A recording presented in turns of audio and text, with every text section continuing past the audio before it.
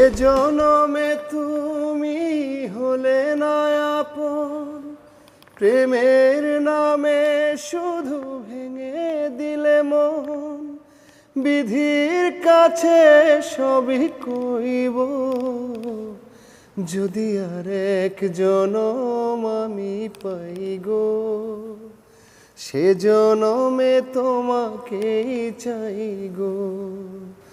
যদি আর এক জনম আমি পাই গো, সে জনমে তোমাকেই চাই গো। কারে দেখাবো আমি বুকের ব্যথা, তুমি যে আমার সাথী হলে না। এমন করে বুকে জ্বলছে আগুন, সইতে আমি আর পারি না। তুমি তো খুঁজে নিলে সুখের ভুবন, আমার হৃদয় পুড়ে ছাই গো। যদি আর এক জনম আমি পাই গো, সে জনমে তোমাকেই চাই গো। অসাধারণ এক কথায়, আসলে হৃদয় ছুঁয়ে যাওয়ার মতো একটা গান, বলার অপেক্ষা রাখে না। এবং এই গানটার ভিউ যদি বলি 7 মিলিয়ন প্লাস ইউটিউবে। মানে আয়োজন তো বেলাল ভাইয়ের গানের সাথে শুরু হয়েই গিয়েছে এবং খুবই জনপ্রিয় একটা কাভার সং।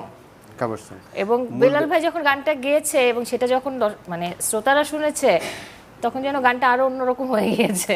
আসলে মূল গানটির শিল্পী ছিলেন SM শরৎ এবং গানটির গীতিকার সুরকার আমিনুল ইসলাম। ওনাদেরকে খুঁজে বের করতে আমার বেশ বেগ পেতে হয়েছে। আচ্ছা আচ্ছা, অনেক পুরনো গান। গানটা আমার মানে আমি ফার্স্ট আমার এক বন্ধুর কাছে শুনেছিলাম, ও গাচ্ছিল এরকম আনমনে, আমার শুনতেই না খুব ভালো লাগছিল। তো আমার ইচ্ছা হচ্ছিল, হ্যাঁ আমার ইচ্ছা হচ্ছিল এই গানটা আমি আমার নিজের মতো করে গাবো। তো একেবারেই অন্য একটা গানের ফাঁকি স্টুডিওতে কাজ মানে রেকর্ডিংয়েই ভেতরে খুব অল্প সময়ের মধ্যে শুধু পিয়ানো দিয়ে গানটি গাওয়ার পর নিজের কাছে নিজের শুনতে আরাম লাগে না, এরকম কিছু কাজ তো হয় আনিসা। তো গানটা শুনছি আর মনে হচ্ছে যে গানটা রিলিজ করে দেই, কিন্তু ওনাদের অনুমতি তো একটা বিষয়। যাই হোক, তো ফাইনালি আমি ওনাদের পারমিশন নিয়েই গানটি মানে ইউটিউবে রিলিজ করার পর, ফেসবুক রিলিজ করার পর সব জায়গা থেকে সবাই বলছে গানটি শুনে খুব সবার খুব পছন্দ হয়েছে। আসলে একদম বলে না এক কথায় কলিজায় টান দিয়ে দেয়, এরকম একটা বিষয়।